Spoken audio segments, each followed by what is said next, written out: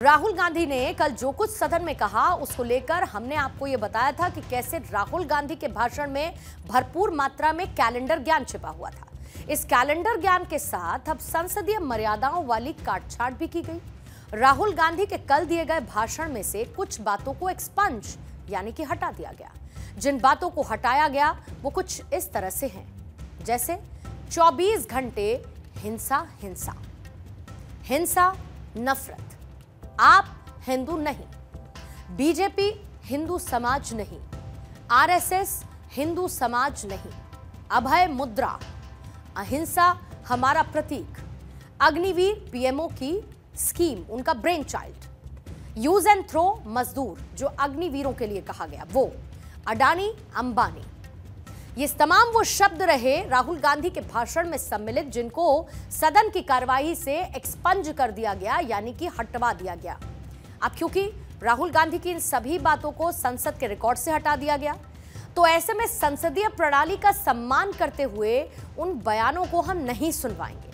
लेकिन हमारा मानना यह है कि डिजिटल युग में भी क्या कुछ भी अनसुना किया जा सकता है? क्या राहुल गांधी की बातों को डिजिटल दुनिया से एक्सपंज किया जा सकता है?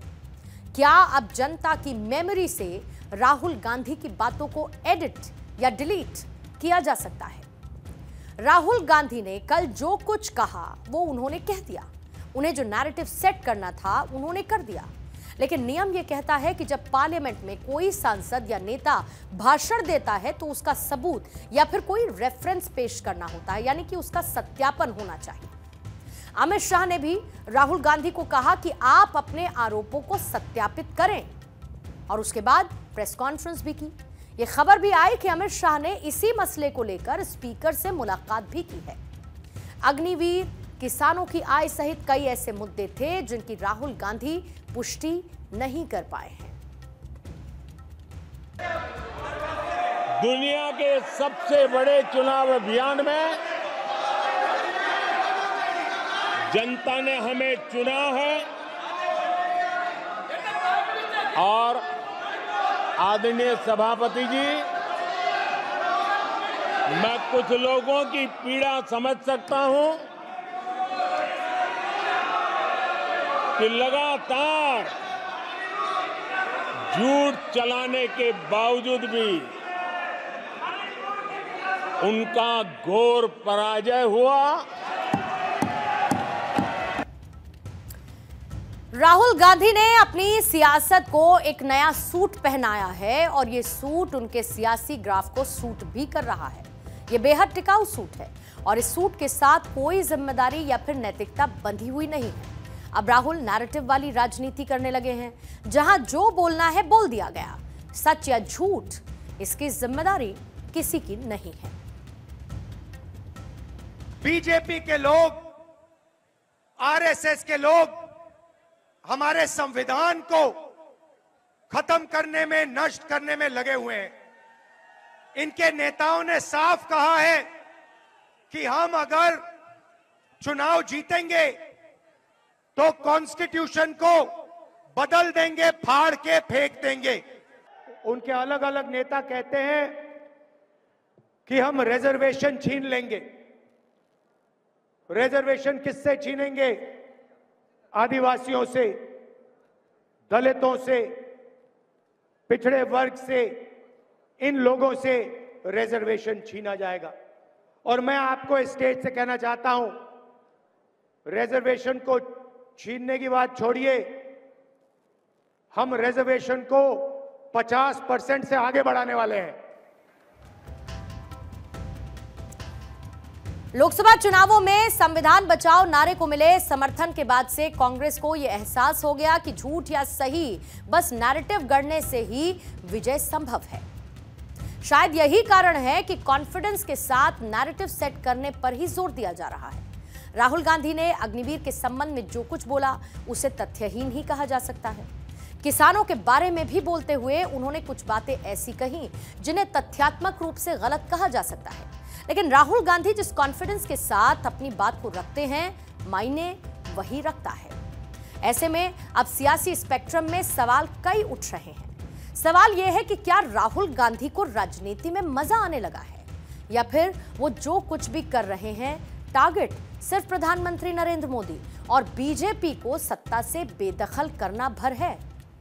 कल सदन में जिस तरीके से राहुल गांधी ने भगवान शिव की तस्वीर लेकर अपने भाषण की शुरुआत की और एक एक करके मुद्दों को उठाया, राहुल गांधी के इस भाषण को अंग्रेजी की मशहूर कहावत bull in a China shop के जरिए समझ सकते हैं। वैसे तो इसका एक नेगेटिव मतलब भी होता है, लेकिन राहुल के भाषण के जरिए अगर आप इसको समझेंगे तो इसका मतलब यह है a person who breaks things हो सकता है।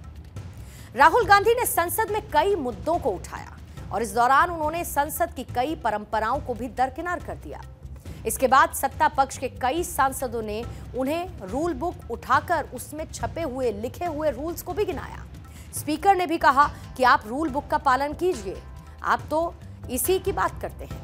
लेकिन जब सभी चीजों को दरकिनार करते हुए मानो राहुल गांधी ये कह रहे थे कि आज तो मैं अपनी बात बोल कर ही रहूंगा, मैं पहली बार नेता प्रतिपक्ष जो बना हूं और अपनी बात मैं कहकर ही रहूंगा, ऐसे में उन्होंने संसदीय परंपराओं का भी ध्यान नहीं रखा।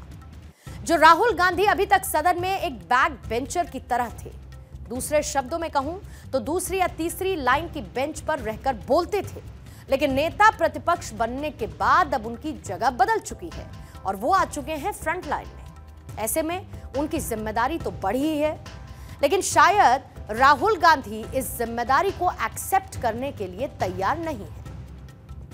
संसद को लोकतंत्र का सबसे बड़ा मंदिर कहा जाता है।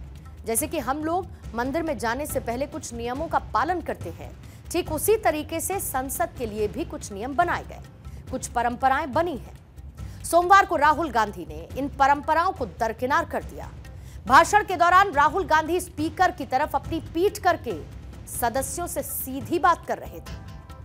उन्हें अन्य सांसदों ने टोका भी, लेकिन अंत तक इस बात को वो नहीं माने। एक सांसद होने के नाते मर्यादाओं का पालन करना जरूरी होता है। आप अपनी बात भी रखें और जिन लोगों के बारे में बात कर रहे हैं उनके साथ अच्छा व्यवहार करें। किसी भी ऐसे व्यक्ति का नाम ना लें जो संसद में मौजूद ना हो, या फिर जो भी आप आरोप लगा रहे हैं उनका सबूत या फिर उनका रेफरेंस आपके पास होना चाहिए। राहुल गांधी का कल संसद में दिया गया बयान बुल इन चाइना शॉप वाली कहावत के साथ सटीक बैठता है, जैसा कि मैंने पहले भी जिक्र किया, क्योंकि सोमवार को संसद में दिया गया उनका भाषण अब तक का सबसे लंबा भाषण रहा है। इससे पहले संसद में वो इतने लंबे समय तक कभी नहीं बोले। उन्होंने अपनी सभी बातें पूरे जोश, पूरे कॉन्फिडेंस के साथ रखी और वो स्पीकर और अन्य सांसदों के रोक टोक के बाद भी लंबे समय तक बोलते रहे। यानी कि राहुल गांधी सिर्फ नैरेटिव बना रहे थे और वो नैरेटिव जनता तक पहुंच भी गया। उनके भाषण में कही गई बातें तथ्यात्मक रूप से कितनी सही या कितनी गलत थीं, इसको लेकर वो बेपरवाह नजर आए, क्योंकि जो काम होना था वो हो चुका है।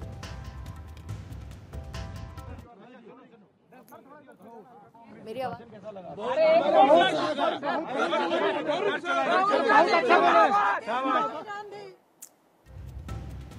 अगर हम राहुल गांधी के भाषण की एक समराइज्ड समीक्षा करें तो उनके भाषण को कुछ पैरामीटर्स पर हम रख सकते हैं। सबसे पहले बात तो यह है कि राहुल गांधी को अब यह समझना चाहिए कि चुनाव खत्म हो चुके हैं, अब सरकार बन चुकी है, वो भी एनडीए की। वो विपक्ष के नेता बन चुके हैं, यानी कि लीडर ऑफ ऑपोजिशन बन चुके हैं, तो भाषण चुनावी नहीं होना चाहिए। संसद में दिया गया उनका भाषण संसदीय कम बल्कि चुनावी भाषण ज्यादा लगा। संसद या फिर विपक्ष के नेता जैसा उनका भाषण नजर नहीं आया। लेकिन अब कुछ नहीं होने वाला है। संसद के रिकॉर्ड से बयान एक्सपंज करना महज एक प्रोसेस हो सकता है, लेकिन अब उससे कुछ होने वाला नहीं। राहुल को जो बोलना था वो बोल गए, जो उनको इम्पैक्ट क्रिएट करना था उन्होंने कर दिया, जो नैरेटिव उन्हें सेट करना था वो सेट कर दिया। हालांकि इन सब के बावजूद पीएम मोदी ने आज सदन में बिना नाम लिए कहा कि देश कह रहा है तुमसे ना हो पाएगा। आदरणीय सभापति जी, बालक बुद्धि में ना बोलने का ठिकाना होता है और न ही बालक बुद्धि में व्यवहार का कोई ठिकाना होता है। और जब ये बालक बुद्धि पूरी तरह सवार हो जाती है तो सदन में भी किसी के गले पड़ जाते हैं। ये बालक बुद्धि अपनी सीमाएं खो देती है तो सदन के अंदर बैठ करके आंखें मारते हैं, आंखें मारते हैं। इनकी सच्चाई आदरणीय सभापति जी अब पूरा देश समझ गया है। इसलिए आज देश इनसे कह रहा है तुमसे नहीं हो पाएगा।